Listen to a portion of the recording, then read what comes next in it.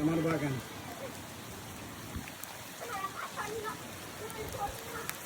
তুলসী গাছ,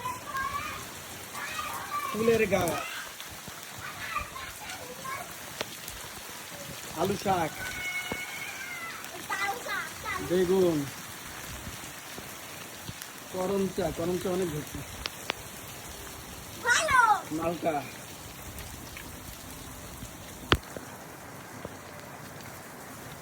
আরো সব আম গাছ, বেগুন গাছ, থানকুনি পাতা, শাক, এগুলো শাক। এই যে এটাকে বলে